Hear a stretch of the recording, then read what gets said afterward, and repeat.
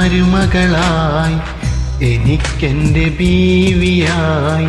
നീ വേണം എന്നും ഒരു തണലായി എൻ്റെ പെണ്ണെ അതിനായി കാത്തിരിപ്പാ ഞാൻ എൻ്റെ പെണ്ണെ അതിനായി കാത്തിരിപ്പാ ഞാൻ പെങ്ങൾക്കൊരു നാത്തൂനായി എനിക്കെൻ്റെ പ്രിയതമയായി നീ വേണം എന്നും എൻ നിഴലായി